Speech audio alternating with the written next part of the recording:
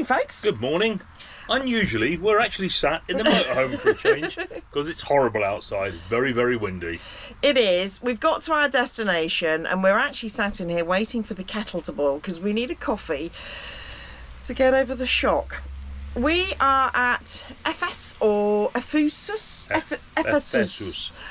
Which we think must be the biggest tourist site in Turkey. Biggest archaeological dig by the look of it. Yeah. We think this. We were aware of the cost of entry and we have had the discussion about whether it's worth it. We'll tell you that in a minute. But we need to recover from the cost of parking. 600 lira, which is about A tenner. Just over a tenner. I don't understand it. Most places, if you go to visit it, car parking is part of it, but obviously they can really get you here. Oh, it's also very windy, so excuse the noise outside. Yeah, that was a shock. So the cost of entry into this place for the basic ticket, I think there's 3 tiers, but the basic ticket is 40 euros each, going up to 52 euros, which I think is the one we want, because one of the things I want to see is under the 52 euro bit. So this is a pricey day. So that's £100 plus a tenner parking. It's got to be expensive. I hope it's worth it. It sounds like it. It does sound like the most incredible, huge archaeological dig. Yes, it does. It does sound like the best, but the weather is horrendous. It's supposed to be pouring with rain. It was supposed to be pouring with rain yesterday, and we said let's not go, and it ended up being blue skies and a beautiful day. So we're going to run the risk today, and I just hope it doesn't rain, because at that much money, I'd like to enjoy it and not drown. You have, and it's on the Q. It should be on the QR code, yeah. Is it on the app? Is the audio guide on the app?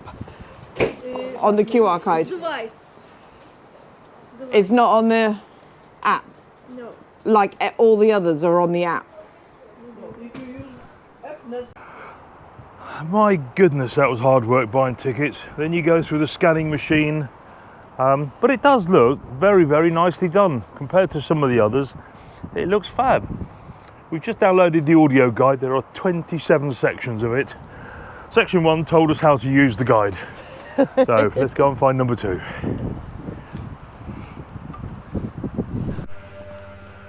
So these things here are milestones, the same as we use in the UK on the old roads. Apparently when an emperor died, the council would take the milestones, turn them upside down and reuse them. I suppose it saves recarving a whole thing, doesn't it? It does. Recycling. They even recycled back then. What did the Romans give us, honestly? So the milestone have numbers on them, and the numbers are a measurement unit, and a measurement is a number of stadia. And a stadia, like a stadium, is 185 metres long. So a unit of 7 will be 7 lots of 185 metres. Clever, isn't it?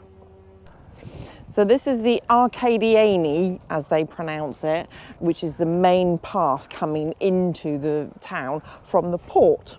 So the port used to be down there, but because of sediment movement, it's actually several kilometres away now.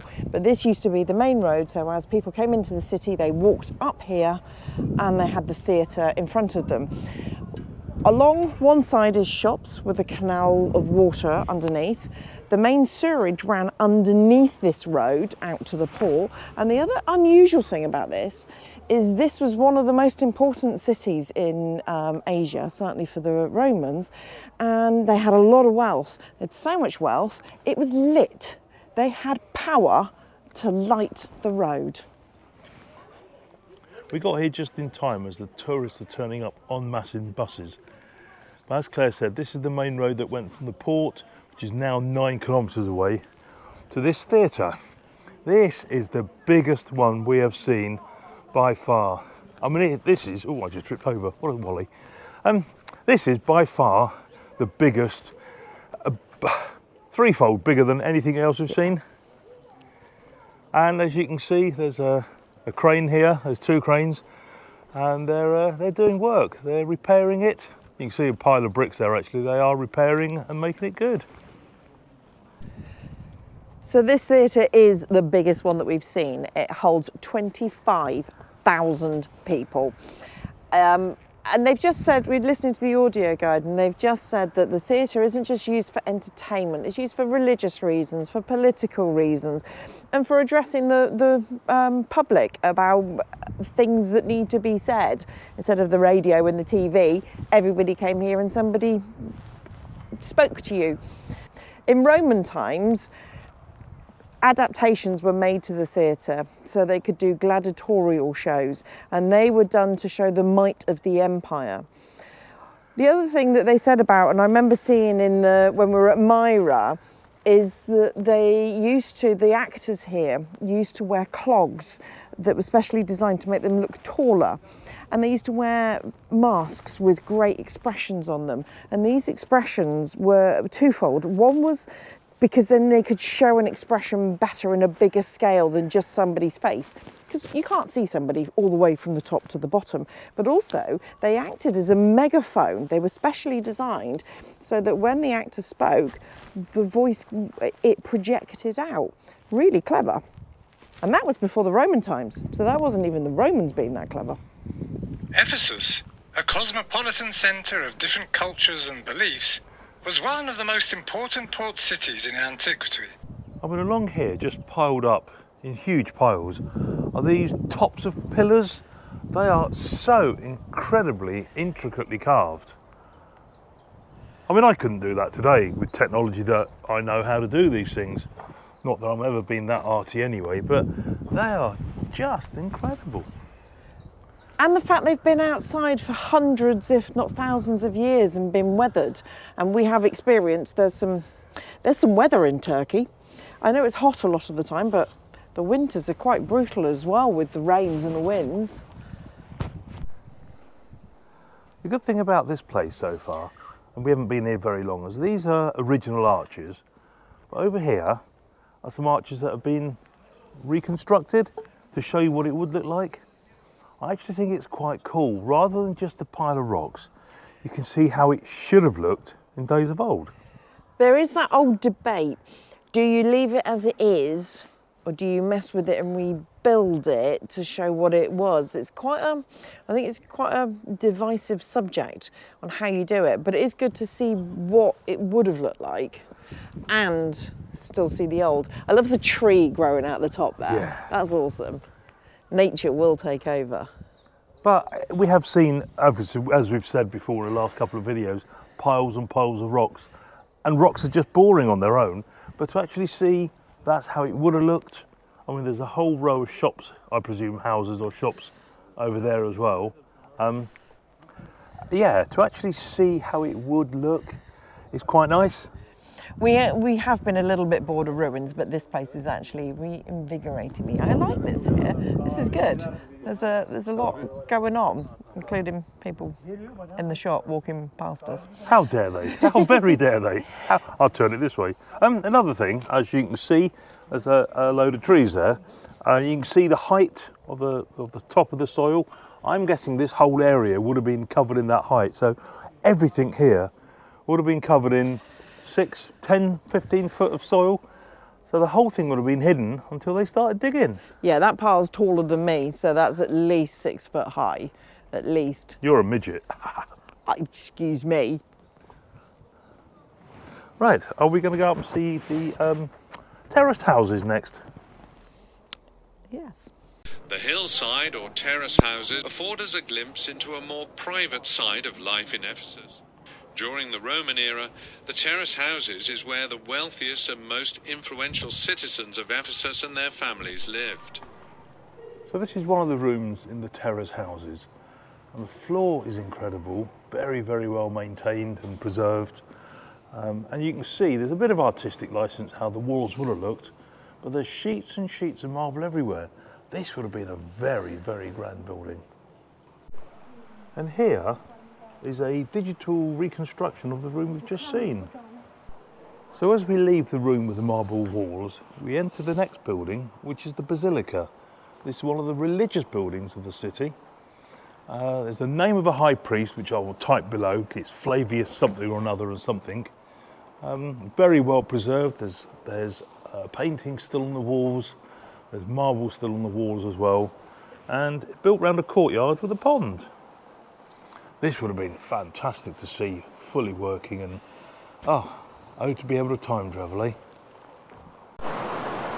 Sounds like we came here at the right time. The heavens have just opened, and luckily this is all undercover. So here is the second floor of the Basilica. You can see the tiled floors. There are buildings everywhere. This is absolutely incredible. And yeah, I think we're going to be here for some time if this rain keeps going on. Buildings up there. You can see here the walls are painted. Very, very cool. The residences were in use from the 1st century BC up to the 7th century AD. A characteristic of these houses is the aesthetic awareness they display. The floors were decorated with mosaics, generally of a black and white and geometric design, in keeping with the traditional mosaic style of the Roman era. So this whole site, the cover, was built by the Austrian Federation of Archaeology, and all these pathways were put in by the Turkish archaeology. It is an incredible site. It's huge. It is huge. You can see the pathways coming up here and all the way around. There's glass floors here, so you can see all the mosaics underneath it. There's archways everywhere. It is incredible to see. This by itself is worth the €15 extra to pay to come and see it. I don't like to agree, but I do agree. This is worth it.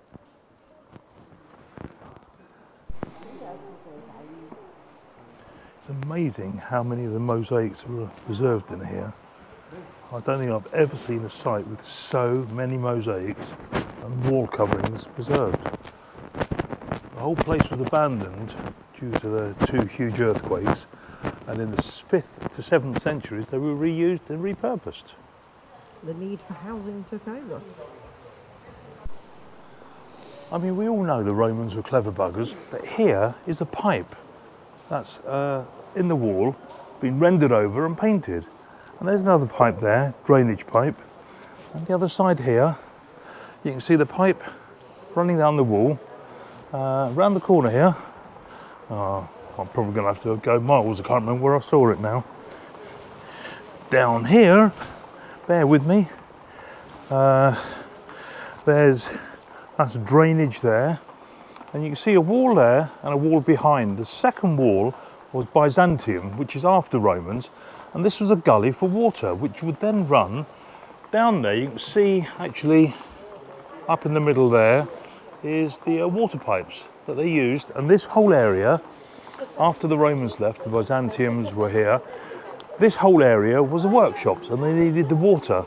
So clever, eh? What? I sat down, the cat sat on me, stroked it for a minute. I've already evicted it once, it whinged and came back. Now it's whinged again because its bum slid down in the gap between us. It doesn't want to go. Move it again. Wow. Move it off again, see if it does. Already. Yeah. I move.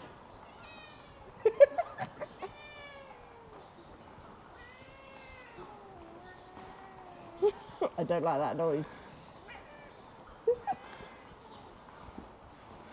Sorry.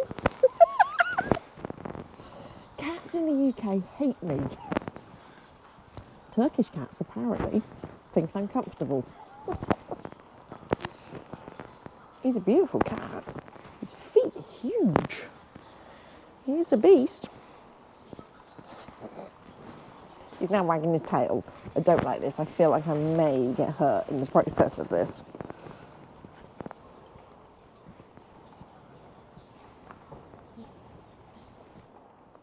I don't think this part, the terraced houses of Ephesus, should take 2 hours. However, we've been hunkering down. We do that a lot in Turkey from the rain. Or however, the rain has stopped. So we have got to get ourselves going because we'll be here all day otherwise. Not that it's a problem. We want to get our money's worth. Claire likes her money's worth out of stuff like this. But yeah, we've been sat here now for 20 minutes with that bloody cat. Time to go.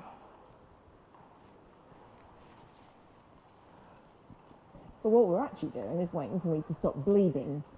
The cat didn't want to go to the point it dug his claws in as we were trying to evict it. I very light coloured trousers on, so I'm trying to stop the bleeding before I drop the trouser leg again. So if anybody in the next year thinks Claire's going madder than she has been, not mad, just madder than she has been, then we're going to get her rabies jabs, but I don't think a little scratch will do anything. A scratch can get you as much as a bite. Oh well, I'm going to risk it. I've been in hospital enough. Right, shall we, before it comes back in again? So what we've just seen is in this building here, that's the roof and the sides. It's called Terrace House number 2. Just down below us here is the library, and that's one of the walkways. It's shut now for renovations. That is the theatre and the marble road that goes, well, it would have gone to about here where the port used to be. As Claire said, the river, I can't remember the name of it, has the meanders, something like that, silted up, and it's now 9 kilometres away. So that would have been one huge inlet but you can see there's stones and there's buildings where they're doing renovations and storage, and there's more buildings over here that haven't been covered yet. There's all sorts in this land. I can see walls going up there. You see going up the hill? There's buildings up there. Up there as well. Yeah. And the other side of here, I don't know what number it is, Terrace House 1 or 3, is another set, just like this, the other side. These are the most well preserved, and obviously that's why they've put roofs on it to keep it more preserved. Yeah. This area is huge. So this smaller theatre, it's now called an Odeon. It originally was part of Parliament where they would discuss politics amongst other things. But then it got changed the name of into Odeon, and it became an entertainment centre as well. And the rains have heavens have opened. I'm just going to go and hide. This path in the centre of the city takes its name from the guardians of Artemis, the Corybantes, also known as the Curites. The path of the Corybantes stretches from the Gate of Heracles to the Library of Celsus. Hello. I do like the way she's very descriptive about things. It really helps with editing the loo. Anyway, we've for the last hour she's been whinging about needing to go for a wee, and now we find the latrine. So this is going to make her, with running water and the rain, want to go even more. The latrine here apparently still has the seats both sides, and it had running water for cleaning and wastewater as well, apparently. I did read. There they go. So that's where the everything got dropped into, and the water running up here was the fresh, and that's the loos. You had to really be friendly with your neighbour, didn't you? And there's a whole story about the shitty stick, isn't there? There is. I was just going to say, I bet you guys think that urinals are a bit too close together, but isn't that a little bit close?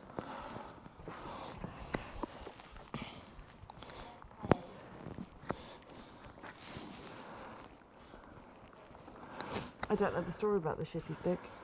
It's apparently a sponge on a stick, and when you'd wipe, you'd share it with your mate, who'd then dip it in the water and clean again. I wish I hadn't known the story about the shitty stick. Nice.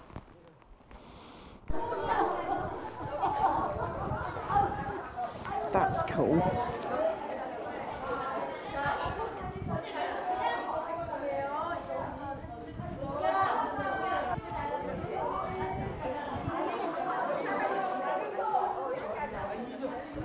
It's a bit loud here, isn't it? Why are Chinese tourists always so noisy, hey?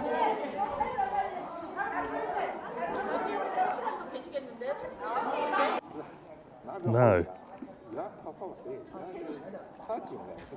That's filming, what a twat. So from the gate here, from the south gate, one of the places to come and see is the library. And everybody rushes here really quickly before the tourists arrive. We've just had two very, very noisy coach loads of Japanese or Chinese go. They were screaming at each other. And literally there's 2 or 3 people here. We've got a photograph and a video with no one. It's lovely.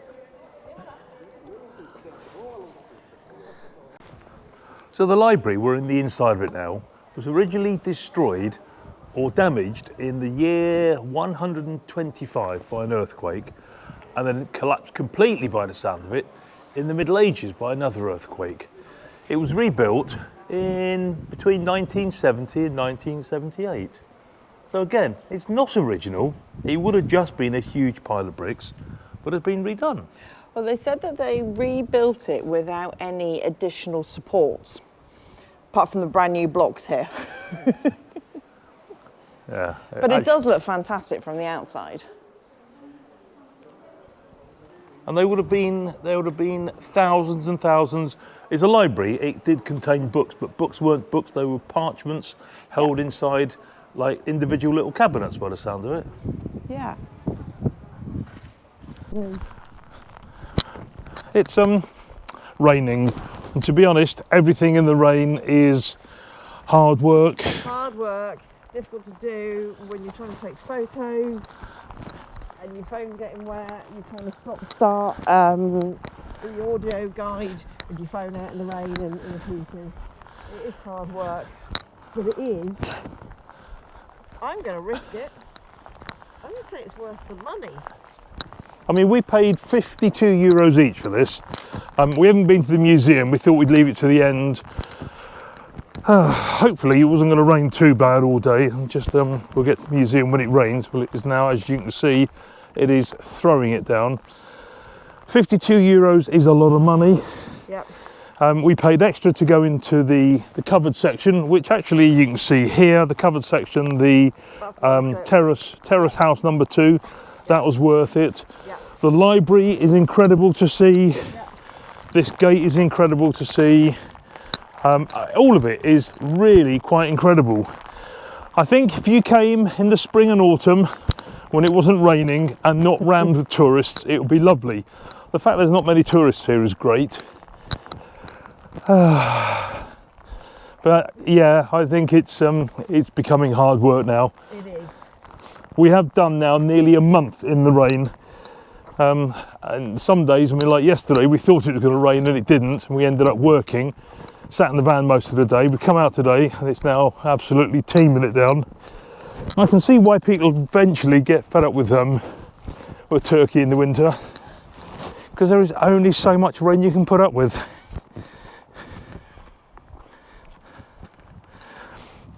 Anyway, it's raining. Let's walk.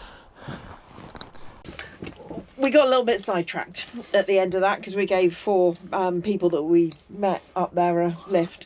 It was very nice to have some English conversation again. Well, New Zealand conversation. New Zealand conversation. It's the same. Yeah, so hi guys.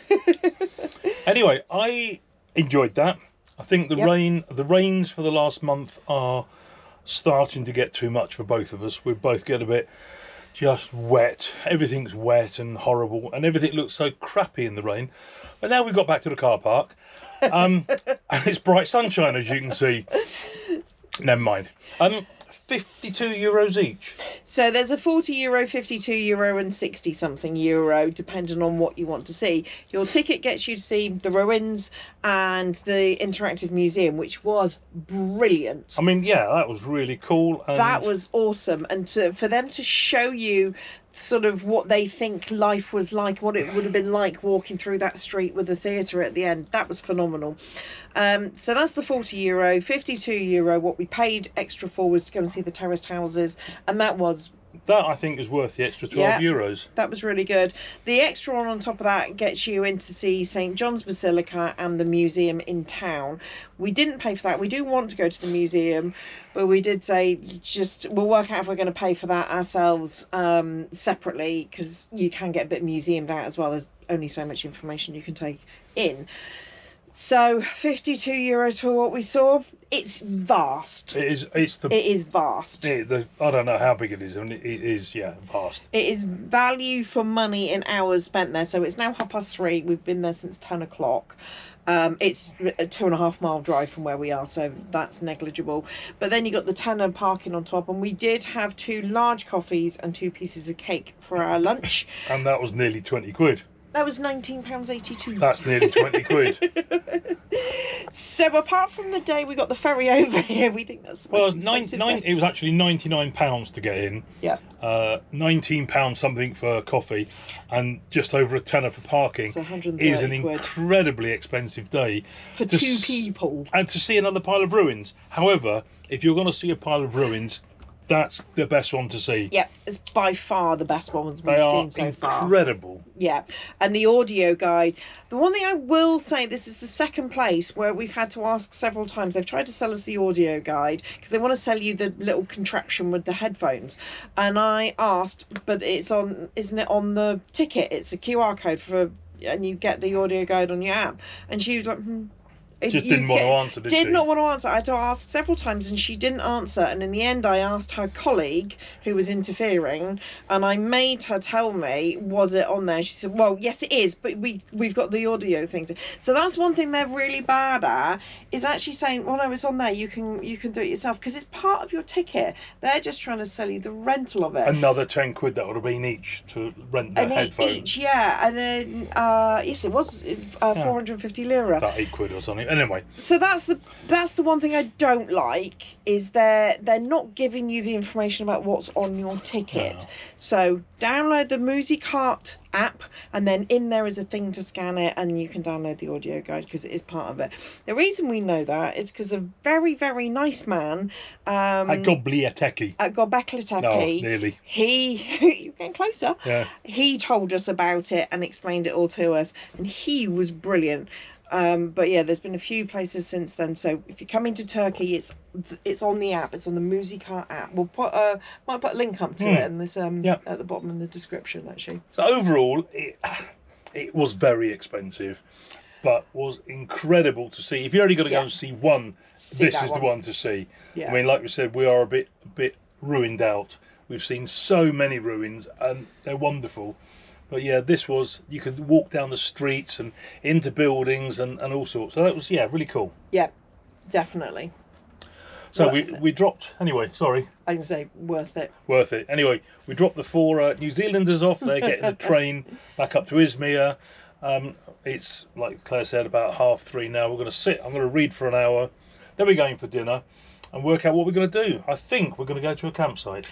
We need some laundry done, and Turkey's not very good for self-service laundrettes. You pay for somebody else to do it all, which I'm a little bit twitchy about, but they also... You don't like other people in your knickers, do you? No, I don't like other people in my knickers. So, yeah, and they iron it, and it works out quite expensive. So we always like to find a campsite with its own washing machine and some sunshine. And tomorrow is supposed to be sunny, so there's a campsite nearby. We're going to go and try and go there first thing tomorrow morning and get a load of laundry done. Well, I think it's about £20 a night there, and the last lot of laundry we had done cost us over £30. So if we're there for one day and we use the washing machine, we're actually value for money. It is. So yeah, that's it. Nothing else for now, is there? No. See you later. Bye. Don't forget, thumbs up, subscribe, hit the notification bell, because that'll tell you when our next video is out. Subscribing really helps our channel, and definitely gives a thumbs up, and comments. Gives loads and loads of comments. Give us abuse in the comments. We love it. And we'll see you on the next episode when we head that way. Bye. I thought it was that way. Or is it that way? Bye. Say bye, Claire. Bye, Claire.